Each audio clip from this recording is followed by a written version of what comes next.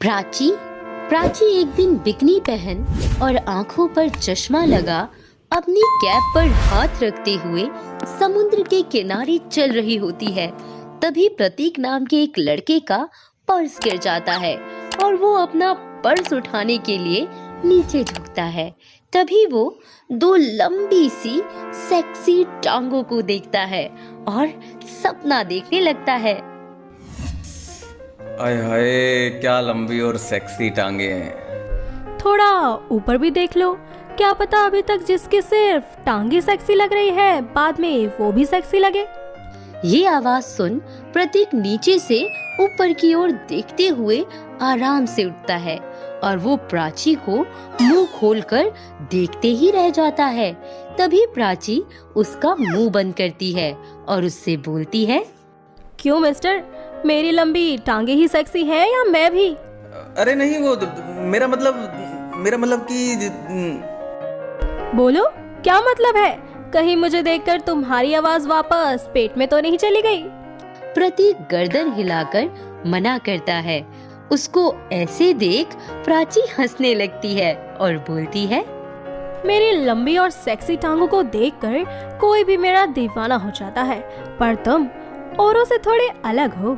इतना बोल प्राची हंसते हुए वहाँ से जाने लगती है। तभी प्रतीक उसको आवाज देते हुए बोलता है, अरे हेलो, अपना नाम और नंबर तो देती जाओ यार, कमाल कर रही हो।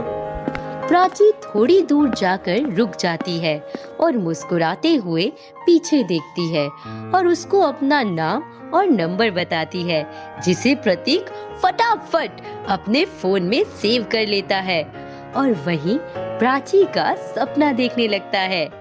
बेबी, तुम्हारी टांगे इतनी शाइन कर रही है जितना कि इस बीच का पानी भी नहीं कर रहा। मेरी आंखें तो बस तुम्हारी टांगों पर ही टिकी है, कहीं और देखने का मन ही नहीं कर रहा। तभी एक बॉल उसके बम पर लगती है और वो धड़ाम से नीचे गिरता है और देखता है उसकी बाहों में बस बीच की रेत और वो जमीन पर गिरा हुआ है। जैसे ही उसका सपना टूटता है वो जल्दी से घर जाता है और प्राची को कॉल करता है। हेलो मिस्टर, मैं तुम्हारी कॉल का कब से वेट कर रही थी, तुम्हें कुछ पता भी है? अगर ऐसा ही है तो प्रतीक नाम से मेरा नंबर अपने दिल में, मेरा मतलब अपने फोन में सेव कर लो। दिल में? मैंने तो तुम्हें देखते ही सेव कर लिया था। उन दोनों की बातों का सिलसिला यूं ही चलता है और एक दिन प्राची मिनी स्कर्ट पहनकर मॉल जाती है, जहां सबकी नजरें उसकी लंबी सेक्सी टांगों पर टिक जाती हैं और सब उसकी सेक्सी टांगे देखकर ठंडी ठंडी आहें भरने लगती हैं।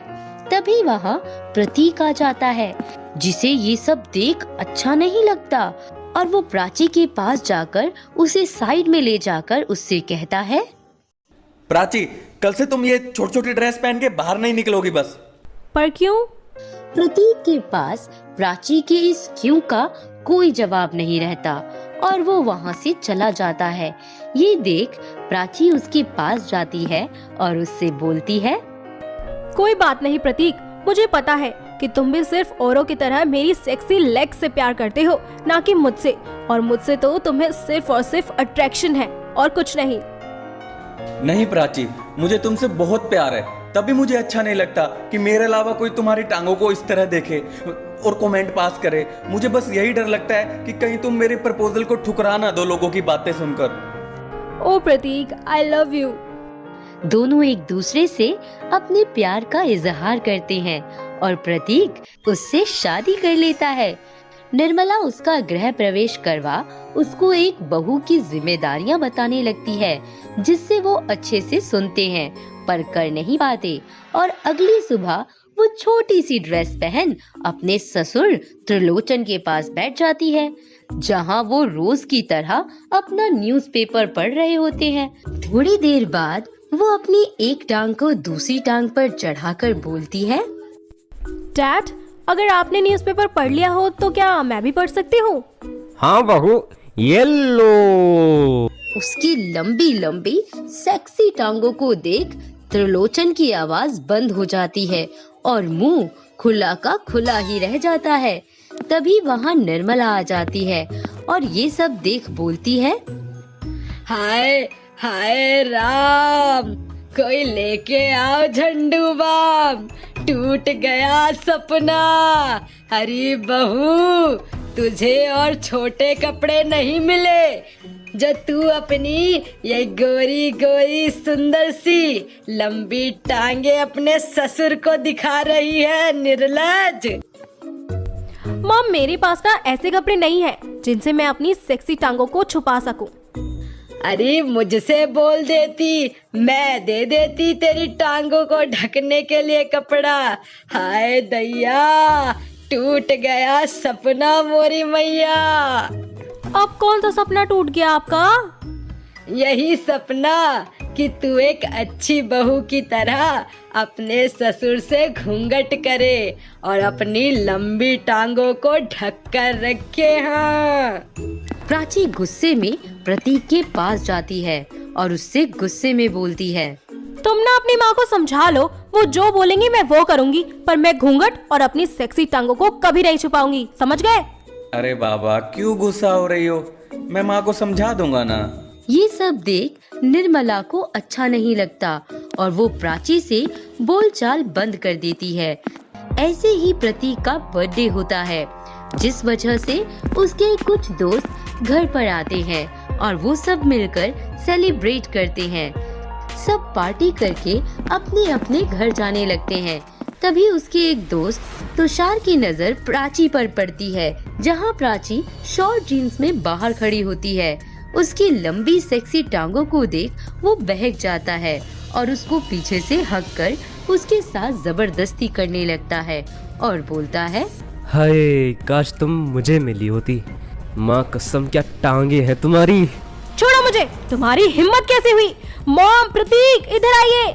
उसकी आवाज सुन सब दौड़े दौड़े उसके पास आते हैं और प्रतीक अपने दोस्त को मारने लगता है, जिस पर वो सबसे माफी मांगने लगता है और बोलता है, मुझे माफ कर दो, मुझसे गलती हो गई।